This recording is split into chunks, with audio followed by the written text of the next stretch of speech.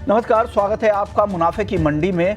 आज हम आपको सबसे पहले कच्चे तेल पर बात करेंगे क्योंकि वहां पर 5% की तेजी इस हफ्ते आ चुकी है और कितनी तेजी बची है और अगला रिस्पांस अब ईरान के हमले के बाद इजराइल की तरफ से क्या हो सकता है, उसका मार्केट पर क्या असर होगा, तमाम मुद्दों पर चर्चा करेंगे। हमारे साथ कुछ खास मेहमान हैं आज मुनाफे की मंडी में। मनोज कुमार जैन हैं पृथ्वी फिनमार्ट से, कुणाल शाह हैं निर्मल वंग से और प्रथमेश माल्या हैं एंजल वन से। शुक्रिया आप तीनों मेहमानों का। सबसे पहले कुणाल जी बताइए कि क्रूड को लेकर क्या होने वाला है यहाँ पर और किस तरह से इजराइल का रिएक्शन होगा और बाजार पर क्या असर हो सकता है कच्चे तेल पर खासकर। कच्चे तेल में यहाँ से जो डायरेक्शनल व्यू है वो तेजी का ही रहना चाहिए, बिकॉज ये प्रिडिक्ट करना बहुत डिफिकल्ट है। इजराइल कब रिटेलिएट करेगा ईरान पे, क्या उसकी ऑयल फैसिलिटीज पे या न्यूक्लियर फैसिलिटीज पे अटैक करेगा, ये सब हमारे प्रिडिक्शन के बाहर की चीजें हैं। बट इतना मैं हमारे दर्शकों को कहना चाहूंगा कि ये वॉर का जो ये एस्केलेशन हुआ है मिडिल ईस्ट में, this is inflationary for commodities. ये कमोडिटीज के लिए आउटराइट बुलिश सिनारियो है। कोई भी कमोडिटी ऐसे माहौल में आप मंदी का ट्रेड नहीं ले सकते हो, because you don't know what is going to happen with in next couple of days. So how Israel will react, उसके चलते हुए ईरान फिर से रिटेलिएट कैसे करेगा, दूसरे कोई मिडिल ईस्टर्न कंट्रीज इसमें इन्वॉल्व होगी, इसमें यूएस इन्वॉल्व होगा कि नहीं होगा, ये सब चीजें हमारे परव्यू के बाहर है। So it's a time when you can not go short in oil. आपने लॉन्ग किया, आप कॉल ले सकते हो ऑयल के। मेरी राय में अगर आप नेकेड लॉन्ग नहीं करना चाहते हो तो आप 6,000 के कॉल ले लो। बट ओवरऑल क्रूड ऑयल में डेफिनेटली ध्यान तेजी का है। 6,000 का कॉल 200 रुपए में मिल रहा है, उसमें आप बाइंग कर सकते हो। मुझे लगता है धीरे धीरे ये 350-400 रुपया हो सकता है। और यहाँ से एमसीएक्स पे ऑयल मुझे है 6,500 रुपया, जो अभी 5,960 चल रहा है, वो 6,400 6,500 हो जाएगा, ऐसा ध्यान बैठ रहा है।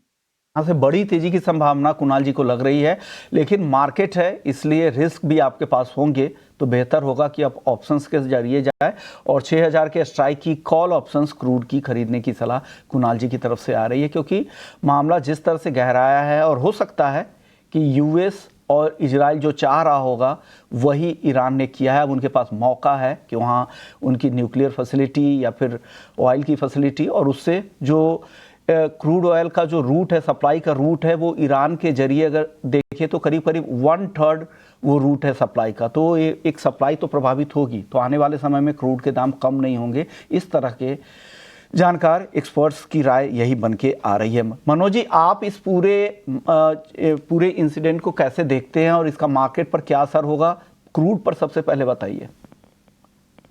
नमस्कार रिश्मोन जी, बिल्कुल। हम आपसे जब ट्यूसडे को भी बात कर रहे थे तो कच्चे तेल में मैंने स्पेशली बोला था कि 5,580 एक स्ट्रांग सपोर्ट जोन है और जब तक कीमतें उसके ऊपर बनी हुई है यहाँ पे मंदी की संभावना कम है। और हमने वहां से शार्प जो राइज है वो कीमतों में आते हुए देखा। वो तनाव जो मिडिल ईस्ट में था वो बढ़ता हुआ नजर आया और कल भारतीय बाजार बंद थे और बावजूद उसके हमने इंटरनेशनल मार्केट में लगातार जो है तेजी बनती हुई देखी है। जैसा कि कुणाल ने बताया कि जो लेवल का तनाव है और हम कह सकते हैं कि जो दुनिया में बड़ा जो ऑयल का सप्लाई होता है मिडिल ईस्ट के द्वारा होता है और वहां पे अगर कोई भी जो है एस्केलेशन होता है तो निश्चित रूप से वो न सिर्फ कच्चा तेल बल्कि बाकी जो कमोडिटीज है उसमें भी बढ़त जो है ला सकता है। तो कच्चा तेल यहाँ पे बिल्कुल जो है पहले भी शॉर्ट करने की सलाह नहीं थी, अभी भी नहीं है। और अगर फ्यूचर यहाँ पे नहीं करना हो तो निश्चित रूप से ऑप्शन की जो रणनीति है वो बेहतर होगी। 6,000 बिल्कुल नियरेस्ट जो है स्ट्राइक का कॉल ऑप्शन है, वहां पे पोजीशन लेकर के चल सकते हैं। हमारा मानना है कि अगर यहाँ पे कोई भी एस्केलेशन फर्दर होता है तो निश्चित रूप से कच्चे तेल में जो है बढ़त ला सकता है। WTI $72 एक रेजिस्टेंस है, उसके ऊपर अगर कीमतें निकलेगी तो अगला जो रेजिस्टेंस पॉइंट होगा वो 76.60 का होगा। तो यहाँ पे 6,100 के स्तर के ऊपर अगर कीमतें निकलती है तो अगला जो लेवल होगा वो 6,440 6,500 का होगा। तो एक बड़ा जो है बढ़त देखने को मिल सकती है अगर एस्केलेशन होता है तो।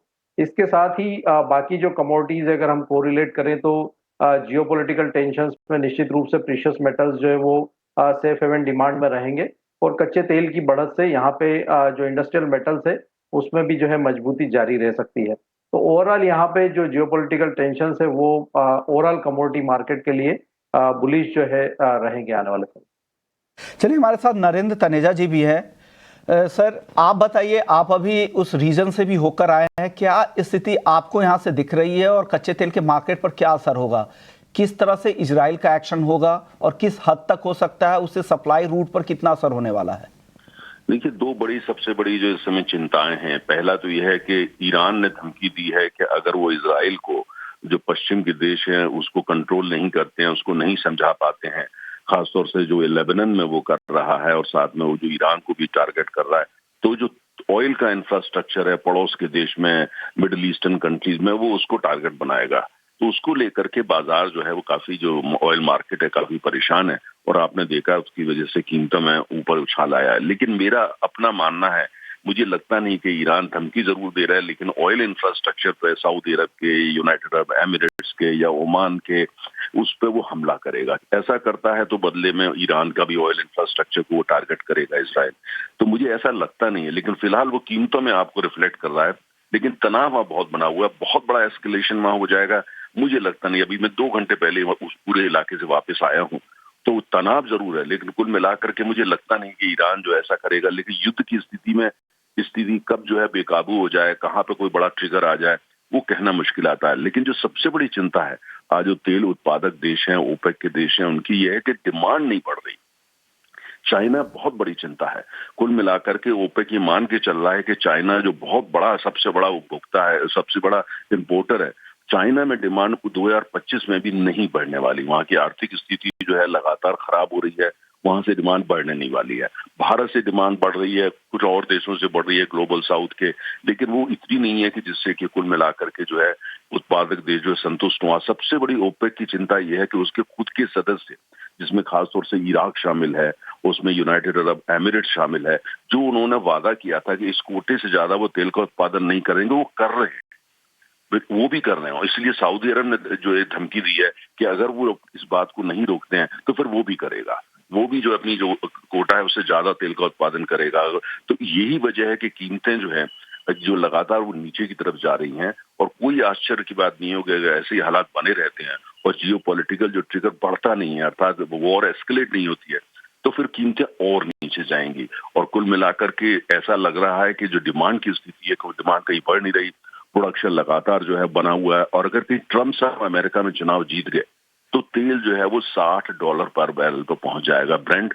उसकी वजह ये, उन्होंने ये कहा है कि जो भी प्रतिबंध लगे हुए हैं तेल के उत्पादन पे पर्यावरण के नाम पे, वो उस तरह के प्रतिबंधों को हटा देंगे, और जहां जहां अमेरिका में तेल का उत्पादन हो सकता है वो उसको करेंगे। और जो तमाम अन्य देशों में तेल का उत्पादन में प्रतिबंध लगते हैं पर्यावरण को लेकर के, वो कहते हैं उसकी भी विश्व को चिंता नहीं करनी चाहिए। तो अगर ट्रम्प साहब जीतते हैं तो चुनाव जो तेल है वो $60 पर बैरल। फिलहाल स्थिति ऐसा लगता नहीं कि बहुत एस्केलेट होगी, जहां तक मिडिल ईस्ट का प्रश्न है। यानी आपको लग रहा है कि यहाँ से बहुत ज़्यादा तनाव बढ़ने की संभावना आपको कम लग रही है, और जो हमले होंगे वो ऑयल फैसिलिटीज़ पे नहीं होंगे। तो ये चलिए एक अच्छी बात है, भारत के लिए से खास करके काफ़ी अच्छी बात है। और आपको लग रहा है कि क्रूड के दाम आगे भी कम हो सकते हैं, हालांकि जब तक तनाव है तब तक तो प्रीमियम यहाँ पर मिलेगा ही। शुक्रिया सर, आपने वक्त निकाला हमारे लिए। चलिए, हमारे साथ प्रथमेश जी भी है। प्रथमेश जी, आपका व्यू क्या है और भाव पर इसका क्या असर हो आप देख रहे हैं? टेक्निकली आपको कैसा दिख रहा है क्रूड यहाँ से? क्लियरली सभी एक्सपर्ट्स ने ये बात तो जाहिर की है कि जियोपॉलिटिकल रिस्क बढ़ने के कारण इसमें रिस्क प्रीमियम बढ़ गया है, और एजम्पशन यही है कि ऑयल सप्लाईज में डिस्टरबेंस आने की पॉसिबिलिटी है, बट हुआ नहीं है। So in direct sense direct supply में फिलहाल कोई डिस्टरबेंस नहीं है। सो रिस्क प्रीमियम फिलहाल टेम्पररी बढ़ चुका है। तो रिस्क प्रीमियम बढ़ने के कारण पॉसिबल ये है कि ऑयल प्राइसेस 6200 6300, वोलेटिलिटी में आपको 150 200 रुपए की रैली तुरंत मिल सकती है। इसको बाय ऑन डिप्स करने की सलाह रहेगी। बेटर है कि कॉल ऑप्शन में आप 6000 जो एट द मनी कॉल है उसको ट्रेड करें। 150 रुपए के प्रीमियम पे मिल रहा है ये। 85 का स्टॉप लॉस लगाए और टारगेट 270 के रखे। मेरे ख्याल से ऑप्शंस में अपने पोजीशंस बनाना बेटर स्ट्रेटेजी होगी इन कंपैरिजन टू फ्यूचर्स। तो ऐसे माहौल में बेहतर है ऑप्शंस के जरिए जाए। तीनों एनालिस्ट हमारे, तीनों एक्सपर्ट आज हमारे यही कह रहे हैं कि ऑप्शंस के जरिए जाए। क्रूड के 6000 के स्ट्राइक की कॉल ऑप्शंस आप यहां पर खरीद सकते हैं। गोल्ड की बात करते हैं। कुणाल जी, गोल्ड पर बताइए क्या असर होने वाला है? गोल्ड में बड़ी तेजी बची है यहां से? कुणाल जी अनम्यूट कीजिएगा ऑडियो को। या मेरी राय में गोल्ड के प्राइसेस, गोल्ड में भी तेजी है। ये छोटे मोटे डिस्ट्रैक्शन, आज थोड़ा डॉलर इंडेक्स स्ट्रांग है। ऐसे माहौल में गोल्ड में मंदी करना doesn't make any sense, because you don't know what is the next move. So मैं एक केस सिनेरियो प्रेजेंट कर रहा हूँ। जैसे ईरान है फॉर एग्जांपल, ईरान को मालूम है कि फ्यूचर में जो ये अभी इन्होंने अटैक किया है, so US with Israel can put another round of sanction on Iran. So उनका जो रिजर्व्स है, उनकी जो पूंजी है जो डॉलर में है, they will definitely try to divert in gold, so something like that or some other instruments. So ऐसे टाइम में मैं गोल्ड में मंदी करने के लिए रिकमेंड नहीं करूंगा। हाइटेंड जियो पोलिटिकल फियर, 500 रुपया घट सकता है, 700 रुपया घट सकता है मैक्सिमम, बट मंदी करना is not a good strategy. Trading के लिहाज से 25,300 के 75,300 के आसपास आप बाय कर सकते हैं, और ऊपर में 76,500 77,000 ऐसे लेवल्स दिमाग में रख के वेट कर सकते हैं। तो आप यहाँ पे डिप पे खरीदे ही, जहाँ भी नरमी दिखे गोल्ड खरीदे ही। जो माहौल बन रहे हैं और डेफिनेटली डी डॉलराइजेशन पे फोकस और ज़्यादा बढ़ेगा, गोल्ड का एक्यूमुलेशन बढ़ सकता है, गोल्ड की खरीदारी बढ़ सकती है। कई सारे ऐसे देश हैं जो यहाँ पर गोल्ड की खरीदारी बढ़ा सकते हैं। मनोज जी आप बताइए भाव के हिसाब से क्या करना चाहिए गोल्ड में आज? बिल्कुल, यहाँ पे $2640 एक विश्वमोहन जी स्ट्रॉन्ग सपोर्ट जो है बना हुआ है। कल हमारे मार्केट बंद थे, लेकिन हमने इंटरनेशनल मार्केट में करेक्शन आई थी तो बावजूद उसके $2640 के स्तर को होल्ड होते हुए देखा था। तो बिल्कुल मैं कुणाल से सहमत हूँ, यहाँ पे कुछ डिप्स आ सकता है क्योंकि एक अच्छी बड़ी तेजी हमने देखी है पिछले महीने में। तो डिप्स में बाय की ही रणनीति बना करके चलना चाहिए, क्योंकि निश्चित रूप से यहाँ पे जियोपॉलिटिकल टेंशन के साथ ही डी डॉलराइजेशन भी है, और जो ब्याज दरों में कटौती की शुरुआत हुई है तो निश्चित रूप से वो पॉजिटिव ही रहेगा सोने के लिए। तो 75,500 के आसपास अगर डिप्स आए तो वहां पे बाय ही करके चलना चाहिए। स्टॉप लॉस यहाँ पे 75,000 के नीचे के रखना चाहिए। ऊपर में 77,000 तक के जो लक्ष्य है वो एक सप्ताह के लिए लेकर के चल सकते। ओके, आपका व्यू क्या है प्रथमेश जी गोल्ड और सिल्वर पर आज? थिंक फंडामेंटल सेटअप क्लियरली बोल रहा है कि मोमेंटम तेजी की तरफ, बट टेक्निकल सेटअप में पॉसिबल थोड़ा सा आपको यहाँ पे थकावट सी दिख रही है। मेरे ख्याल से थोड़ा अपसाइड जो हो थोड़ा सा कैप होते हुए दिख रहा है, बट मेरे ख्याल से बेटर है कि गोल्ड और सिल्वर फिलहाल कोई ट्रेड ना करे अनलेस एंड अनटिल आपको अगर पोजीशन लेना ही है तो यहाँ पे करेक्शन, हल्का सा करेक्शन की उम्मीद है, बट मेरे ख्याल से बेटर है ट्रेड ना करें आप। ना ट्रेड करने की सलाह यहाँ पे प्रथमेश जी की आ रही है। इनको लग रहा है कि टेक्निकली यहाँ पे थोड़ी नरमी दिख रही है, लेकिन फंडामेंटल्स और जिस तरह के हालात है वो तेजी के संकेत दे रहे हैं। बेस मेटल्स की जहाँ पर आज ज़बरदस्त तेजी दिख रही है, अल्मुनियम करीब करीब 2% की मजबूती दिखा रहा है, जिंक और लेड कॉपर में भी 1 से 1.5% की तेजी है। कुणाल जी अल्मुनियम ज़्यादा तेज़ दिख रहा है, क्या इसकी महंगाई और बढ़ने वाली है, सप्लाई पर कुछ असर हो सकता है, क्यों इतना तेज है और आगे कितनी तेजी और दिख रही है?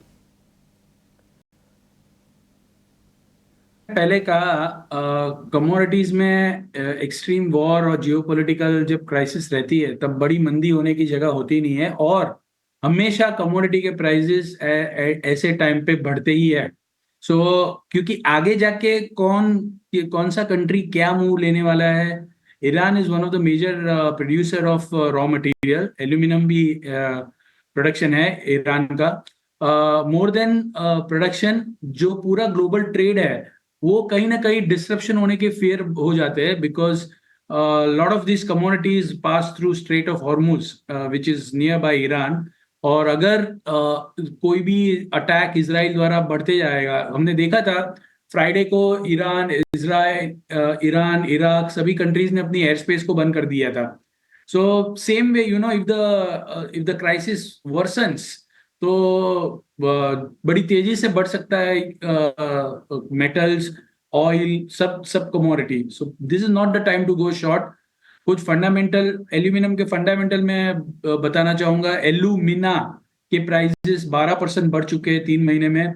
बॉक्साइट के प्राइसेस तकरीबन 8% बढ़ चुके हैं। सो जो रॉ मटेरियल कॉस्ट है एल्यूमिनियम प्रोड्यूस करने का, वो ऑटोमेटिकली 10-10, 12% बढ़ गया है। तो एल्यूमिनियम में मंदी होने की जगह नहीं है। एल्यूमिनियम 255-260 की ओर जाता हुआ नजर आ रहा है मुझे। तक भी जा सकता है। तो ये तेजी जिस तरह के तनाव है, सप्लाई, पूरा सप्लाई का जो इंफ्रा होता है वो पूरा डिसरप्ट होता है और उसका फ़ायदा यहाँ पर मेटल्स को मिलेगा आगे भी और दाम आगे भी बढ़ सकते हैं। आप बताइए मनोज जी, आज क्या पसंद है आपको मेटल्स में? मेटल्स में ओवरऑल मेटल पैक में तेजी है, लेकिन कॉपर अभी भी यहाँ पे अच्छा लगता है। बाय ऑन डीप सी रखना चाहिए। 860 से 58 के रेंज में मिले तो बिल्कुल बाय करना चाहिए। 851 के स्टॉप लॉस है। ऊपर में 870 पहला लक्ष्य और 874 दूसरा लक्ष्य रखना चाहिए। एल्यूमिनियम भी बेहतर लगता है और यहाँ भी 255 तक जो एक बार स्तर देखने को मिल सकते हैं। तो एल्यूमिनियम और कॉपर में बाय ऑन डिप्स की रणनीति बना के चलना चाहिए।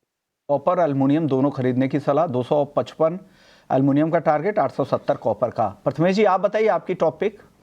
एग्जैक्टली उल्टा है यहाँ पे। सेल ऑन रैली कीजिए। 870 ऊपर वाला जोन है और नीचे में 860 वाला जोन है, तो मैं सेल ऑन रैली प्रेफर करूंगा। यहाँ पे 867 पर अक्टूबर वायदा कॉपर का सेल करने का सलाह रहेगा। 871 का स्टॉप रहेगा और टारगेट 859 के लिए रहेंगे। ऊपर आपकी बेचने की सलाह 859, हालांकि कॉन्ट्रा कॉल ज़रूर है लेकिन ऊपर में बेचने की सलाह इन प्रथमेश जी की तरफ से आ रही है। चलिए अब बात करते हैं एग्री मार्केट की और सबसे पहले ग्वार की एक रिपोर्ट जानते हैं। हमारे साथ पुखराज चोपड़ा हैं, वायदा एथनिक ग्रुप चलाते हैं और ग्वार बेल्ट से भी आते हैं, बीकानेर से। पुखराज जी, शुक्रिया आप लोगों ने ग्वार डे पे कल सभी तरह के एनालिस्ट, ट्रेडर्स, किसानों के साथ आप लोगों ने जो वेबिनार किया उससे क्या निकल कर आया है? सबसे पहले उत्पादन के नंबर को लेकर बताइए, कुछ स्थिति साफ हो रही है सर? जी, कल लगभग जो उत्पादन की आंकड़े आए सबके, किसानों, व्यापारियों, सभी के द्वारा जो दिए गए थे, वो 70 से 75 लाख बोरी के लगभग उत्पादन का सबका अनुमान है। लगभग सब इस पर एक राय है। बिस्मोहन जी, पिछले साल के नंबर से कम या ज्यादा दिख रहे हैं आपको? देखिए, पिछले साल के नंबर से कुछ ज्यादा है, इसलिए कि पिछले साल के नंबर ऑफिशियल कुछ उस तरह के नंबर्स क्लैरिटी मिलना बहुत मुश्किल होता है, इसलिए मैंने ये सवाल आपसे किए सर। जी, आप अच्छा सवाल किया आपने। पिछले साल के नंबर या किसी साल के भी नंबर क्योंकि सरकारी आंकड़ों से मिलते नहीं है, इसलिए उसका वेरिफिकेशन करना बहुत मुश्किल है विष्णुमोहन जी। ओके सर, अब मेरा अगला सवाल होगा, ये जो उत्पादन के नंबर है उसका बेसिस क्या है? ग्राउंड से क्या रिपोर्ट आ रही है? फसलों को लेकर क्या स्थिति है? देखिए, सभी एरिया के सभी टाइप के ट्रेडर और किसानों ने जो मिलकर जो बताया कि ये किस साइड में कैसी है, किस साइड में कैसी है, उसके आधार पर ये अनुमान लगाया गया है। और हमेशा अनुमान लगाने का एक तरीका होता है कि पिछले साल इस साइड के खेत कैसे थे और इस साल इस साइड के खेत कैसे हैं, उसी की दृष्टि को ध्यान में रखकर ये उत्पादन के आंकड़े आते हैं और वही एक पैरामीटर है उत्पादन बताने का, जिससे हम उत्पादन के लक्ष्य को लगभग हासिल कर लेते हैं या थोड़ा बहुत प्लस माइनस रह जाते हैं विष्णु। ओके सर, जो ये फसलों के नुकसान, डैमेज की जो खबर आ रही थी, उस फ्रंट पर क्या रिपोर्ट वहां से निकल कर रही है? क्या कह रहे थे अलग अलग क्षेत्र के लोग? जी, नुकसान तो निश्चित रूप से हुआ है। काफी जगह फंगस से नुकसान हुआ है, फसलें सूखने से भी नुकसान हुआ है, जहाँ कहीं ज्यादा बरसात हो गई थी उससे भी नुकसान हुआ। तो सारा नुकसान मिला के और सब जगह जहां जहां नुकसान हुई, जिस तरह से नागौर के पास डेगाना, डीडवाना, इस तरह के एरिया के अंदर ज्यादा बरसात से जैसे नुकसान हुआ, बीकानेर, चूरू इस साइड में आप ये मानिए थोड़ी हवाएं जो गर्म चली है उससे नुकसान हुआ। गंगानगर में उससे पहले ही थोड़ा नुकसान हो चुका था, 15-20% का नुकसान वहां भी मान रहे हैं, कम मान रहे हैं। जो फसल का अनुमान था कि इस बिजाई के अंदर ये फसल होनी चाहिए या इस जो बरसात का औसत गिरा है 156%, उसमें ये फसल होनी चाहिए, तो उस नुकसान को हटाने के बाद में ये आया है, नहीं तो ये फसल बहुत ज्यादा होती है। ओके सर, अब भाव को लेकर, इस पर भाव का क्या असर होगा? जो भी खबरें निकल के आ रही, जो आप लोगों की रिपोर्ट है, उस पर क्या एक कंसेंसस बनकर निकल कर आया? लोग किस तरह भाव को जाते देख रहे हैं यहाँ पे ग्वार के? देखिए, 90% लोगों के जो वेबिनार में जो विचार आए वो थे 55 से 6200, यानी वायदा बाजार है उसमें 5500 से लेके 6200 तक के भाव का लक्ष्य ये सामने आया कि इससे ज्यादा बड़ी तेजी नहीं है और इससे ज्यादा मंदी नहीं है, इस तरह का लोगों का कहना था। और सभी लोगों का इस बार एक मत था कि लगातार हर 2 महीने के बाद में, हर 1 महीने के बाद में इसकी समीक्षा होनी चाहिए कि हम समीक्षा करें भाव कहाँ जा रहे हैं और किस तरह से रह रहे हैं। इस समीक्षा आप के पीछे इन लोगों ने दिया है, जो एनालिस्ट के ग्रुप ने दिया होगा 5500 से 6200 का, ये टाइम जी। फ्रेम क्या है इसका? 3 महीने, 2 महीने, 6 महीने? नहीं, टाइम फ्रेम तो ऐसा है, इसमें महीनों का या टाइम फ्रेम नहीं है। उसकी जगह उन्होंने ये कहा है कि हर महीने 2 महीने से इसकी समीक्षा करनी है और समीक्षा करते हुए देखना है। इस समीक्षा का शब्द जो आया है वो इसलिए आया है कि पिछले बार जिस तरह का फसल का अनुमान था और बाजार चला नहीं है, ओके। उसी तरह से कम वॉल्यूम के अंदर यदि बाजार नहीं चलता है हमारे अनुसार या बाजार वैसा रिएक्ट ओके। नहीं करता है दूसरी घटनाओं को देखते ओके। हुए, तो उसकी समय समय पे समीक्षा होनी चाहिए। ओके, मतलब तो मौजूदा हालात में 5500 से 6200 का दायरा दिख रहा है। जी, बाकी फसलों की क्वालिटी, फसलों की अराइवल्स के नंबर्स देख के आप इसमें बदलाव भी करेंगे। शुक्रिया सर, आपने वक्त निकाला। मनोज जी, कुणाल जी, प्रथमेश जी, आपका भी बहुत बहुत शुक्रिया। तो मुनाफे की मंडी को वहीं समेटते हैं, लेकिन आप